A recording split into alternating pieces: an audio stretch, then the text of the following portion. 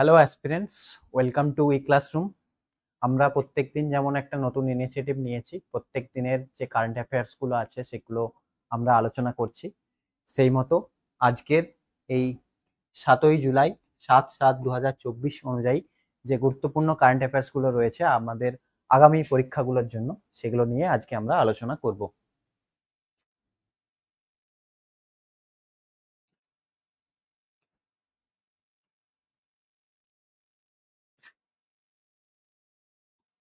First point আমরা যদি দেখি, ফার্স্ট কোয়েশ্চেন যদি দেখি তাহলে আছে who has become who has been appointed as the new president of Iran, অর্থাৎ ইরানের নতুন রাষ্ট্রপতি হিসাবে কে নির্বাচিত হয়েছেন।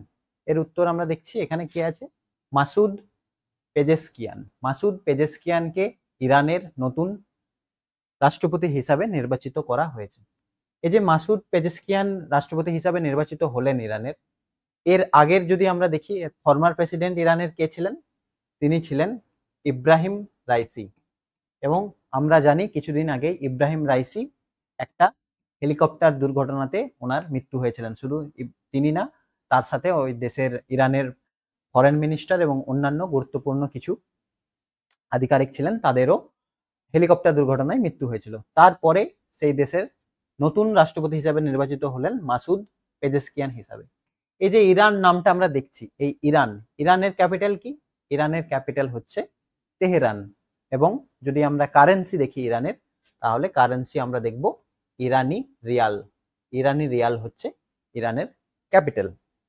ইরানের সাথে আমাদের একটা গুরুত্বপূর্ণ প্রশ্ন এখানে আমাদের আছে, চাবাহার যে পোর্ট, চাবাহার যে পোর্ট, সেই পোর্ট অনেক সময় দেয় যে কোন দেশে অবস্থিত চাবাহার পোর্টটা, এটা কিন্তু ইরানে আছে। এবং ভারতের সাথে ইরানের এই চাবাহার পোর্ট নিয়ে একটা 10 বছরের চুক্তি স্বাক্ষরিত হয়েছে, যেখানে ভারত ওই চাবাহার পোর্টটা ইউজ করবে।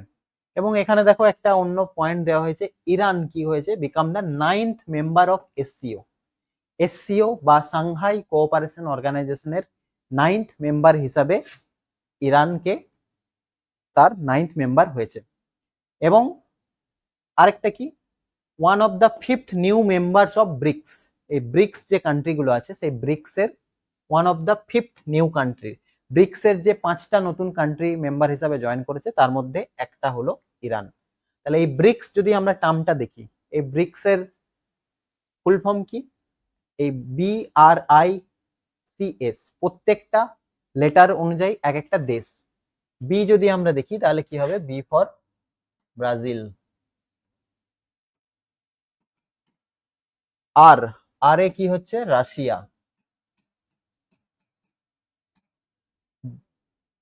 ব্রাজিল হলো, রাশিয়া হলো। আইতে কি হবে, ইন্ডিয়া, আমাদের দেশ ইন্ডিয়া। সিতে কি, চাইনা। এবং এস, লাস্ট যদি এস আমরা দেখি তাহলে এস হচ্ছে সাউথ আফ্রিকা। তাহলে এই 5টা দেশ, ব্রাজিল, রাশিয়া, ইন্ডিয়া, চায়না এবং সাউথ আফ্রিকা, এই 5টা দেশ মিলে তৈরি হয়েছিল ব্রিক্স। এটা কত সালে তৈরি হয়েছিল? 16ই জুন 2009 সাল। 2009 সালের 16ই জুন এই ব্রিক্স কান্ট্রিগুলো তৈরি হয়েছিল। এবং এখন বর্তমানে আরো 5টা নতুন দেশ যোগদান করলো, তার মধ্যে একটা হচ্ছে ইরান। তাহলে একটা যদি ইরান হয়, আর 4টে নতুন দেশ কে কে জয়েন করলো, সেটা হচ্ছে, একটা হচ্ছে সৌদি আরবিয়া,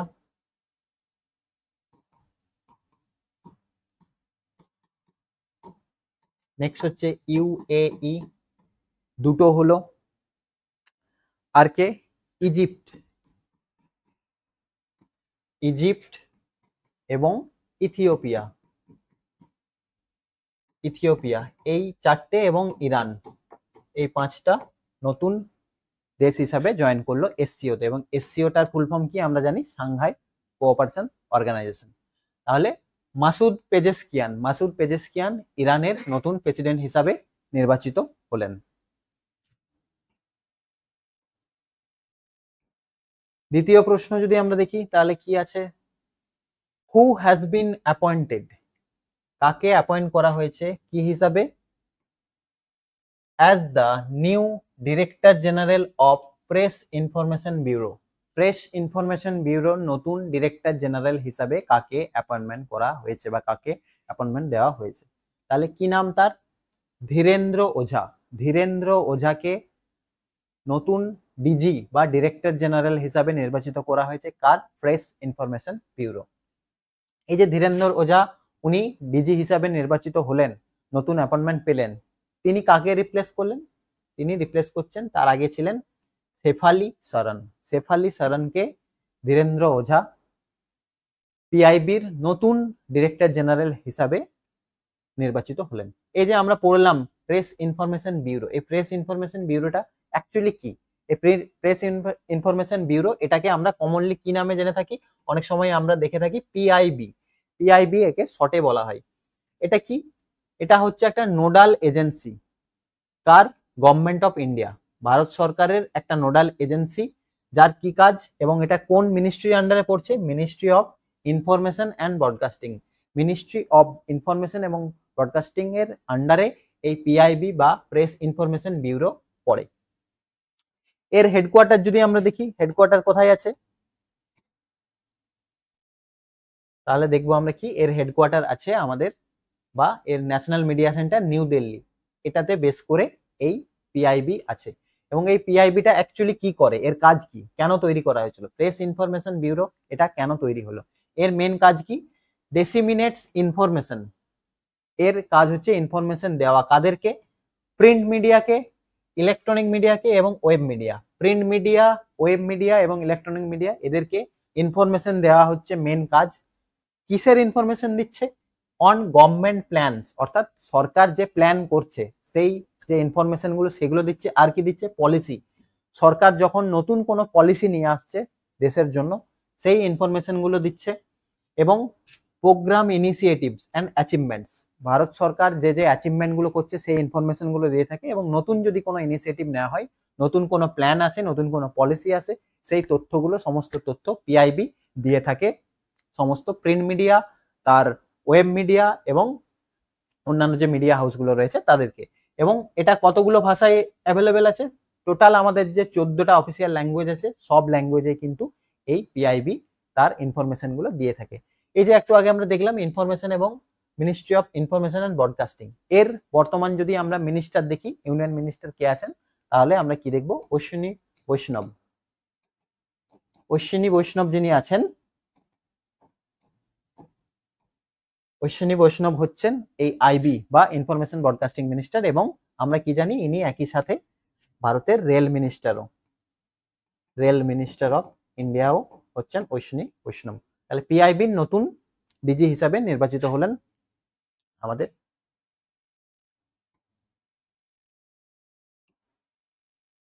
কে? নির্বাচিত হলেন ধীরেন্দ্র ওঝা। দুটো প্রশ্ন আমরা করলাম। এর পরবর্তী প্রশ্নতে আমরা যদি যাই তাহলে দেখব কি রয়েছে। হুইচ কান্ট্রি, কোন দেশটা কি করলো? লঞ্চ করলো একটা অ্যাডভান্সড আর্থ অবজারভেশন স্যাটেলাইট। একটা আর্থ অবজারভেশন স্যাটেলাইট লঞ্চ করলো। কি নাম তার? ALOS-4। ALOS-4 এই যে স্যাটেলাইটটা, সেটাকে লঞ্চ করলো কোন দেশ? তাহলে কি, কোন কোন দেশটা লঞ্চ করলো? এটা লঞ্চ করলো জাপান। জাপান কি আছে? জাপানের যে স্পেস এজেন্সি, তার কি নাম? শর্টে আমরা কি বলি? জাক্সা। এবং একটা কোম্পানি মিসুবিসি, মিসুবিসি বলে একটা কোম্পানির সাথে জাপানের যে স্পেস এজেন্সি জাক্সা, এরা দুজন মিলে একটা কি লঞ্চ করলো? স্যাটেলাইট। তার নাম কি? অ্যাডভান্সড ল্যান্ড অবজারভেশন স্যাটেলাইট, যাকে শর্টে বলা হচ্ছে ALOS। কি নাম পুরোটা? Advance land observation satellite. কার সাহায্যে? একটা রকেটের সাহায্যে আমরা জানি স্যাটেলাইট লঞ্চ করা হয়। যে রকেটটার কি নাম? H3। H3 রকেটের সাহায্যে এই যে স্যাটেলাইটটা ALOS এটা লঞ্চ করা হলো। এবং করলো কে? কোন দেশ? সেটা হলো জাপান। জাপানের রাজধানী আমরা জানি কি? জাপানের রাজধানী হলো টোকিও। এবং এর কারেন্সি অনেক সময় পরীক্ষায় দেয়, কারেন্সির নাম হচ্ছে ইয়েন। এই যে আমরা পড়লাম জাক্সা, এই জাক্সাটার অ্যাকচুয়ালি ফুল ফর্ম কি? এর ফুল ফর্ম কি? Japan aerospace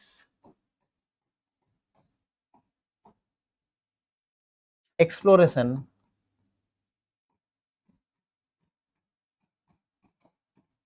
agency.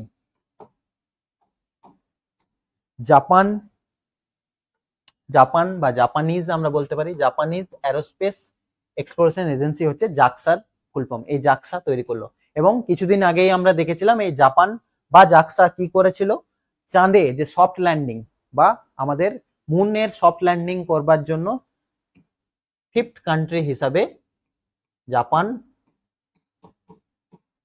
মুনে soft landing করেছিল, অর্থাৎ চাঁদের পৃষ্ঠে সফট ল্যান্ডিং করেছিল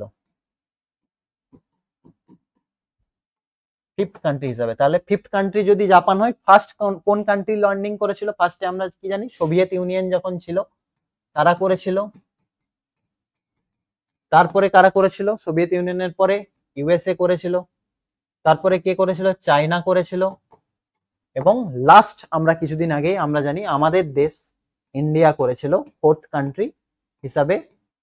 এবং ফোর্থ কান্ট্রি হিসাবে তার সাথে সাথে কি ছিল, সাউথ যে চীনের পরে আমাদের ইন্ডিয়া ফার্স্ট কান্ট্রি হিসেবে কি করেছিল, মুনের যে সাউথ পোল আছে সেই সাউথ পোলে ল্যান্ড করবার জন্য প্রথম দেশ হিসাবে ইন্ডিয়া সেই সাফল্যটা অর্জন করেছিল। ইন্ডিয়া যদি আমরা দেখি, জাপানের যেমন স্পেস এজেন্সি দেখলাম জাক্সা, ইন্ডিয়া স্পেস এজেন্সির কি নাম? ইন্ডিয়ার স্পেস এজেন্সির কি নাম? ISRO বা Indian Space Research Organisation, ISRO, Indian Space Research Organisation, যার প্রতিষ্ঠা কত হয়েছিল? 15 অগাস্ট 1969, 1969 সালের 15 অগাস্ট এই ইসরো প্রতিষ্ঠা হয়েছিল, যেটা ভারতবর্ষের স্পেস এজেন্সি। এবং যেটা বললাম যে চন্দ্রযান 3 ভারতের, এটা যেমন চায়না কি করলো 3 নম্বর দেশ ছিল, জাপান 5 নম্বর দেশ, এবং ইন্ডিয়া ছিল ফোর্থ কান্ট্রি হিসাবে যে সফট ল্যান্ডিং করেছিল মুনে, চন্দ্রযান 3। এটা যেমন H3 একটা রকেট, সেরকম ইন্ডিয়ার দুটো গুরুত্বপূর্ণ রকেটের নাম আমরা সবসময় দেখতে পাই, একটা কি PSLV আর একটা GSLV, অর্থাৎ পোলার স্যাটেলাইট লঞ্চ ভেহিকেল এবং Jio synchronous satellite launch vehicle. এই দুটো রকেট ইন্ডিয়া ইউজ করে থাকে মেনলি, বা ইসরো লঞ্চ করে থাকে বিভিন্ন স্যাটেলাইট যখন লঞ্চ করে। তাহলে এই ইনফরমেশন গুলো আমাদের গুরুত্বপূর্ণ, যে ALOS-4 এই রকেটটা কে লঞ্চ করলো? এটা স্যাটেলাইটটা লঞ্চ করলো জাপান। 4 নম্বর প্রশ্নতে আমরা যদি দেখি তাহলে এটা কি দেখবো, অন হুইচ ডে, কোন দিনটা কি হচ্ছে international day of cooperation, international day of cooperative বা ইন্টারন্যাশনাল ডে অফ কোঅপারেশন হিসাবে সেলিব্রেট করা হয়? কোন দিনটা এখন পালন করা হলো ইন্টারন্যাশনাল ডে অফ কোঅপারেটিভ হিসাবে? তাহলে আমরা দেখছি কোন দিনটা, 6 July, 6 July international day of cooperative হিসাবে পালিত হলো। এই যে ইন্টারন্যাশনাল ডে অফ কোঅপারেটিভ, এটা অ্যাকচুয়ালি কোনো নির্দিষ্ট একটা পার্টিকুলার দিনে এর সেলিব্রেট করা হয় না। কখন সেলিব্রেট করা হয়? এটা একটা কি অ্যানুয়াল সেলিব্রেশন, একটা অ্যানুয়াল সেলিব্রেশন করা হয়। কখন, কিসের জন্য সেলিব্রেশন করা হয়? কোঅপারেটিভ মুভমেন্ট, কোঅপারেটিভ যে মুভমেন্ট রয়েছে সেটাকে সেলিব্রেট করবার জন্য ইন্টারন্যাশনাল ডে অফ কোঅপারেটিভ একটা আমরা পালন করে থাকি। কখন? On the first Saturday of July, July মাসের ফার্স্ট স্যাটারডে যে দিনটা পড়ছে সেই দিনেই এই ইন্টারন্যাশনাল ডে অফ কোঅপারেটিভ পালন করা হয়। এবছর আমাদের কত 6 জুলাই পড়েছিল, তার জন্য 6 জুলাই এটা আমাদের পালন করা হলো। তাহলে আমাদের এটা মনে রাখতে হবে, ফার্স্ট স্যাটারডে অফ জুলাই, প্রত্যেক বছরে ফার্স্ট স্যাটারডে অফ জুলাই এই দিনটা পালন করা হয়। কখন থেকে, কোন বছর থেকে এটা পালন করা হচ্ছে? সিন্স 1923, 1923 খ্রিস্টাব্দ থেকে এই ইন্টারন্যাশনাল ডে অফ কোঅপারেটিভটাকে আমরা পালন করে আসছি। এবং এটা কে করে থাকে, কার কার দ্বারা? ইন্টারন্যাশনাল কোঅপারেটিভ অ্যালায়েন্স যেটা আছে, সেই ইন্টারন্যাশনাল কোঅপারেটিভ অ্যালায়েন্স এই দিনটাকে, অর্থাৎ first Saturday, first day of যে স্যাটারডেটা হচ্ছে জুলাই মাসের, সেটাতে পালন করা হচ্ছে। এবছর যে পালন করেছি আমরা দেখেছি, যে কোনো দিন বা যে কোনো দিবসের এখন সবচাইতে গুরুত্বপূর্ণ হচ্ছে সেই দিবসটা থিমটা কি। এবছরের যদি থিম দেখা হয় তাহলে কি, এর থিমটা আছে cooperatives build a better future for all, cooperatives build a better future for all, এটা ছিল ইন্টারন্যাশনাল ডে অফ কোঅপারেটিভের থিম। এরপরে এখানে যদি আমরা একটা পয়েন্ট দেখি তাহলে কি দেখব, অন 6 জুলাই 2021, 2021 সালের 6 জুলাই কি হয়েছিল, আমাদের মিনিস্ট্রি অফ কোঅপারেশন তৈরি হয়েছিল। সেন্ট্রাল গভর্নমেন্টে আমরা জানি আমাদের রাজ্যে যেমন একটা কোঅপারেটিভ মিনিস্ট্রি আছে, সেরকম সেন্ট্রাল গভর্নমেন্টে নতুন করে একটা মিনিস্ট্রি অফ কোঅপারেশন তৈরি করা হলো। কত সালে? সেটা হলো 2021 সালের 6 জুলাই প্রথম এটা তৈরি করা হলো। এখানে আরেকটা পয়েন্ট আমরা যদি দেখি তাহলে কি দেখব, union home minister, union home minister এবং মিনিস্টার অফ কোঅপারেশন, অর্থাৎ ইউনিয়ন হোম মিনিস্টার এখন যিনি আছেন কে? অমিত শাহ। আমরা জানি অমিত শাহ তিনি হচ্ছেন মিনিস্টার অফ কোঅপারেশন। এটাও পরীক্ষায় দেয় যে মিনিস্টার অফ কোঅপারেশন এখন কে আছেন। তিনি কি করলেন, একটা নতুন কনফারেন্স হলো, একটা মিটিং হলো। সেই মিটিংটার কি নাম হলো? সহকার সে সমৃদ্ধি। এই মিটিংটার নাম দেওয়া হলো সহকার সে সমৃদ্ধি। এটাতে উনি অ্যাড্রেস করলেন কখন? On the occasion of 102nd international day of cooperatives. 102তম ইন্টারন্যাশনাল ডে অফ কোঅপারেটিভসে তিনি একটা অ্যাড্রেস করলেন, একটা সভা বা একটা কনফারেন্স বা একটা মিটিং হয়েছিল, যার কি থিম, কি নাম ছিল? সহকার সে সমৃদ্ধি। কোথায় হলো এই মিটিংটা, এই কনফারেন্সটা? গান্ধীনগর, গুজরাট। গুজরাটের গান্ধীনগরে এই কোঅপারেটিভসের নিয়ে যে একটা কনফারেন্স হলো সেটাতে তিনি অ্যাড্রেস করলেন। এবং কততম এটা হলো? এটা হচ্ছে 102তম। ওই যে উনি মিটিংটা করলেন, স্কিমটা করলেন, সেখানে তিনি দুটো জিনিস লঞ্চ করলেন। সেখানে কি কি লঞ্চ হলো? একটা স্কিম লঞ্চ হলো যেখানে কি বলা হচ্ছে, কেউ যদি কোনো ফার্মার যদি ন্যানো ফার্টিলাইজার যদি কোনো ফার্মার কিনে, তাহলে তাকে 50% অ্যাসিস্ট্যান্স দেওয়া হবে, 50% সাবসিডি দেওয়া হবে। এবং তার সাথে সাথে তিনি আরেকটা কি করলেন, কি লঞ্চ করলেন? ভারত অর্গানিক আটা। ভারত অর্গানিক আটা এটা তিনি লঞ্চ করলেন। যেটা কে তৈরি করেছে? এই ভারত অর্গানিক আটাটা এটা লঞ্চ করেছে বা তৈরি করেছে national cooperative organics limited. National cooperative organics limited এরা যে ভারত অর্গানিক আটা তৈরি করেছিল সেটাও লঞ্চ করলেন অমিত শাহ। তিনি কে? অমিত শাহ হচ্ছেন আমাদের এখন ইউনিয়ন হোম মিনিস্টার, সাথে সাথে minister of cooperation. Minister of cooperation কখন তৈরি হলো? 2021 সালের 6 জুলাই, অর্থাৎ সেই দিন যেটা পড়েছিল এই ইন্টারন্যাশনাল ডে অফ কোঅপারেটিভস থাকছে, সেই দিনেই 2021 সালে এটা তৈরি হয়েছিল। এবং আমরা যদি দেখি 2025 সামনের যে বছরটা আমাদের আসছে, 2025 সালকে কি করা হয়েছে? ইন্টারন্যাশনাল ইয়ার অফ কোঅপারেশন হিসাবে ঘোষণা করা হয়েছে। International year of cooperatives. আমরা জানি কোঅপারেটিভস কি করা হয়, কি কোঅপারেটিভস হচ্ছে একই ধরনের পেশার সাথে যুক্ত যে সমস্ত মানুষ থাকে, তারা একত্রে সম্মিলিত হয়ে তাদের আর্থিক এবং সামাজিক উন্নয়ন ঘটানোর জন্য বিভিন্ন ধরনের কোঅপারেটিভ খুলে থাকে। আমরা যদি আমাদের রাজ্যের মধ্যে দেখি বা দেশের মধ্যে থাকি, বিভিন্ন ধরনের ফার্মার্সদের নিয়ে তৈরি হয়, ইঞ্জিনিয়ার্সদের নিয়ে তৈরি হয়, যারা এমপ্লয়ি আছে তাদের নিয়ে তৈরি হয়, হাউজিং হয়, অনেক রকমের কোঅপারেটিভ থাকে। সেই রকমের এই 6 জুলাই হচ্ছে international day of cooperative. Next যদি আমরা দেখি পরের পয়েন্ট,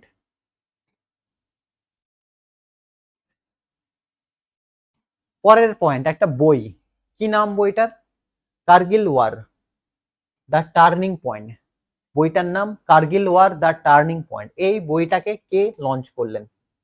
কার দ্বারা এটা লঞ্চ হলো? তাহলে কি দেখছি আমরা, অরুণাচল প্রদেশের যিনি গভর্নর আছেন, অরুণাচল প্রদেশের গভর্নর কি নাম? লেফটেন্যান্ট জেনারেল রিটায়ার্ড, তিনি একজন রিটায়ার্ড লেফটেন্যান্ট জেনারেল। কি নাম তার? কে.টি. পারনায়েক। কে.টি. পারনায়েক তিনি গভর্নর হচ্ছেন অরুণাচল প্রদেশের। তিনি কি করলেন? এই বইটা লঞ্চ করলেন, যেটার নাম কি? Kargil war the turning point.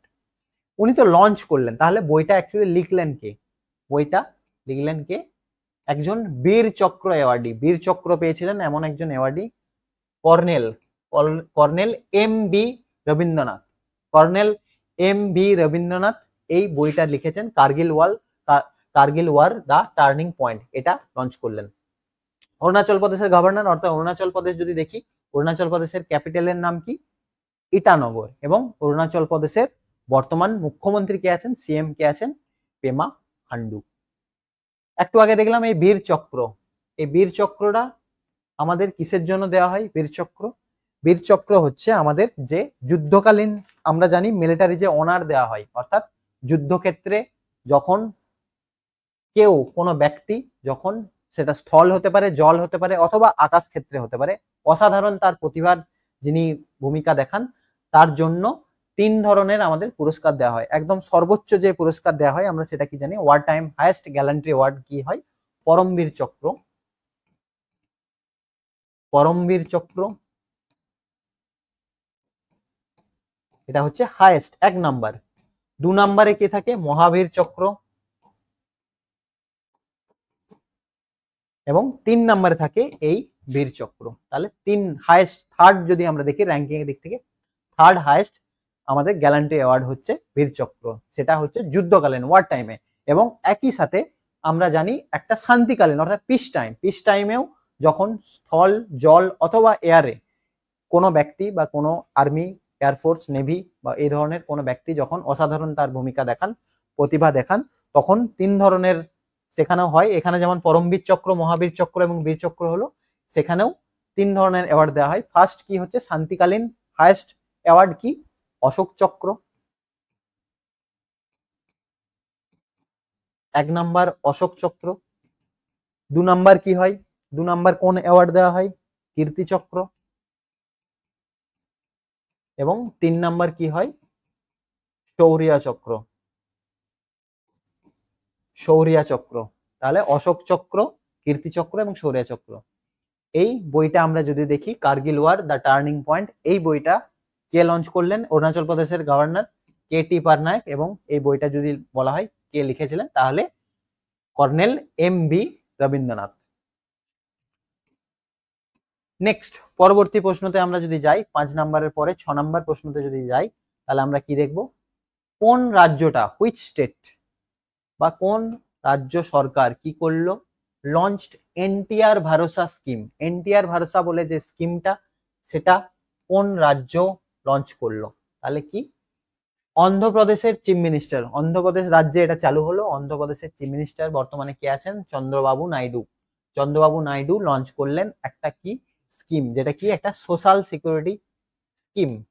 তার নাম কি, এনটিআর ভরসা। এনটিআর ভরসা নামে একটা স্কিম লঞ্চ করলেন অন্ধ্রপ্রদেশের চিফ মিনিস্টার চন্দ্রবাবু নাইডু। তিনি কি করলেন, এই স্কিমটা কত তারিখে, 1 জুলাই 2024, 2024-এর 1 জুলাই এই স্কিমটা তিনি চালু করলেন। কোন জায়গা থেকে, পেনুমাকা ভিলেজ। পেনুমাকা বলে একটা ভিলেজ আছে, সেটা কোথায়, টেডপল্লী বলে ব্লক, অমরাবতী। অমরাবতীর টেডপল্লী ব্লকের এই পেনুমাকা যে ভিলেজটা, সেখান থেকে অন্ধ্রপ্রদেশের চিফ মিনিস্টার চন্দ্রবাবু নাইডু এই এনটিআর ভরসা স্কিমটা লঞ্চ করলেন। এটা কি একটা সোশ্যাল সিকিউরিটি স্কিম এবং এটা পেনশন স্কিম। এই যে পেনশন স্কিমটা লঞ্চ হচ্ছে, এর জন্য কত টাকা বরাদ্দ করা হয়েছে, 4,408 কোটি টাকা অ্যালট করা হয়েছে বা স্যাংশন করা হয়েছে একটা পেনশনের জন্য। এই পেনশনে কত মানুষ উপকৃত হবে, প্রায় 6 মিলিয়ন মানুষ উপকৃত হবে। এবং কতগুলো ক্যাটাগরিতে এই স্কিম দেওয়া হবে, এই পেনশনটা দেওয়া হবে, প্রায় 28টা আলাদা আলাদা রকমের পেনশন দেওয়া হবে এই এনটিআর ভরসা স্কিমের মাধ্যমে। আমরা যদি 1-2টো উদাহরণ দেখি, তাহলে কি দেখবো, এই স্কিমটার মাধ্যমে কারা পেনশন পাচ্ছেন, ওল্ড এজেড পার্সন যারা আছে, বৃদ্ধ বয়স্ক মানুষ, উইভার যারা আছেন তারা পাচ্ছেন, উইডো যারা আছে তারা, ফিশারম্যান, আর্টিস্ট, ট্রান্সজেন্ডার, এদের কি করা হলো, এরা আগে পেনশন পাচ্ছিলেন, এই পেনশনটাকে বর্তমানে অ্যামাউন্টটা কিছুটা বাড়ানো হলো, অর্থাৎ 3,000 টাকা থেকে বাড়িয়ে 4,000 টাকা করা হলো। এই ব্যক্তিগুলো old aged person, weaver, widow, fisherman, artist যারা 3,000 টাকা করে আগে পাচ্ছেন, এই নতুন এনটিআর ভরসা স্কিমের মাধ্যমে তাদের অ্যামাউন্টটা বাড়িয়ে করা হলো 4,000 টাকা।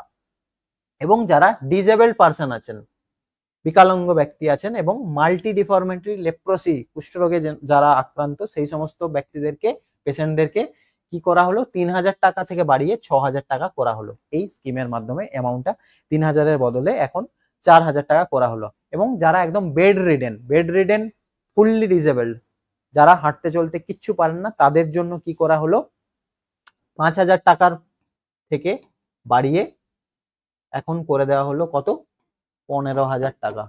আগে তারা 5,000 টাকা পেতেন, এখন সেটা বাড়িয়ে করে দেওয়া হলো 15,000 টাকা। এবং যারা ক্রনিক ডিজিজ, অর্থাৎ দীর্ঘদিন ধরে যে ডিজিজগুলো, অর্থাৎ কিডনি ডিজিজ, থ্যালাসেমিয়া, এই ধরনের ডিজিজ যারা ভুক্তভোগী এখন আছেন, তাদের অ্যামাউন্ট বাড়িয়ে কি করা হলো, 5,000 টাকা থেকে বাড়িয়ে কি করা হলো, 10,000 টাকা এই পেনশন স্কিমের মাধ্যমে করা হলো এনটিআর ভরসা স্কিম। এই যে এনটিআর ভরসা দেখছি, এই এনটিআর ইনি কে ছিলেন? এনটিআর। ইনি ছিলেন বর্তমান যিনি চিফ মিনিস্টার রয়েছেন চন্দ্রবাবু নাইডু, ওনার শ্বশুর মশাই। এবং তিনি কি করেছিলেন? তেলেগু দেশম পার্টি, অর্থাৎ এই যে চন্দ্রবাবু নাইডু যে পার্টির হয়ে এখন চিফ মিনিস্টার আছেন, টিডিপি বা তেলেগু দেশম পার্টি, সেই তেলেগু দেশম পার্টির প্রতিষ্ঠাতা ছিলেন এই এনটিআর। এবং তিনি কে ছিলেন? আগে তেলেগু যে ফিল্ম ইন্ডাস্ট্রি আছে, তেলেগু ফিল্ম ইন্ডাস্ট্রির একজন অ্যাক্টর ছিলেন এবং প্রডিউসার ছিলেন। পরবর্তী ক্ষেত্রে উনি 1982 খ্রিস্টাব্দে এই টিডিপি বা তেলেগু দেশম পার্টি প্রতিষ্ঠা করেছিলেন এবং পরবর্তী ক্ষেত্রে এখন সেই পার্টিরই চিফ মিনিস্টার আছেন এই চন্দ্রবাবু নাইডু। এবং তার নাম অনুসারে এই নতুন একটা স্কিম, উনি আগের পেনশন স্কিম ছিলেন সেটা বাড়িয়ে নতুন নাম দিলেন কি? এনটিআর ভরসা স্কিম। এটা একটা অত্যন্ত গুরুত্বপূর্ণ প্রশ্ন। এবং 7 নাম্বার প্রশ্ন যদি আমরা দেখি আজকে কি বলছে, হুইচ কান্ট্রি, কোন দেশটা কি করলো? Has become the 10th member of SCO, অর্থাৎ এসসিও বা সাংহাই কোঅপারেশন অর্গানাইজেশনের 10th মেম্বার হিসাবে, 10ম মেম্বার কোন হলো? কোন দেশটা? এটা হচ্ছে বেলারুস। বেলারুসকে 10ম দেশ হিসাবে একে নেওয়া হলো।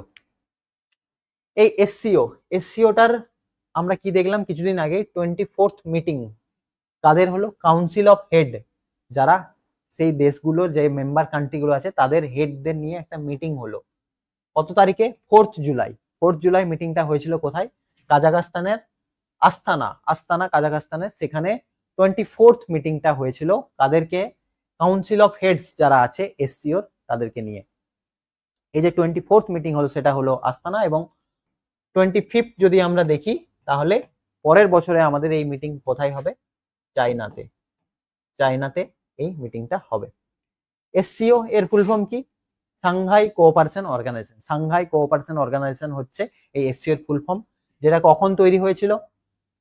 15th June 2001। 2001 সালের 15ই জুন এই এসসিও তৈরি করা হয়েছিল, যার হেডকোয়ার্টার কোথায়? বেজিং। চায়নার বেজিং এ হচ্ছে এই এসসিওর ফুল ফর্ম। এবং এর হেডকোয়ার্টার যদি দেখি বেজিং এ রয়েছে। এবং এর সেক্রেটারি জেনারেল কে আছেন? সেক্রেটারি জেনারেল এখন আছেন ঝাং মিং এখন এসসিওর সেক্রেটারি জেনারেল হিসাবে আছেন। যখন প্রথমে এসসিওটা তৈরি হলো তারপরে আমরা জানি অনেক দেশ এটাতে জয়েন করছে। এবং ইন্ডিয়া এবং পাকিস্তান পরবর্তী ক্ষেত্রে কত সালে জয়েন করলো? 2017 সালে। এটা পরীক্ষায় দেয় যে পাকিস্তান এবং ইন্ডিয়া কত সালে এসসিওর মেম্বার হয়েছিল? তাহলে এটা হচ্ছে 2017 সালে। এবং একটু আগেই আমরা পড়েছিলাম ইরান এর 9th মেম্বার হিসাবে জয়েন করেছিল কিছুদিন আগেই। একই সাথে 10th মেম্বার হিসাবে জয়েন করলো এই বেলারুস। অবজারভার দেশ হিসাবে এখন দুটো দেশ আছে যে মেম্বার এখনো ফুল টাইম হয়নি, অবজারভার হিসাবে আছে। কি নাম? একটা হচ্ছে আফগানিস্তান,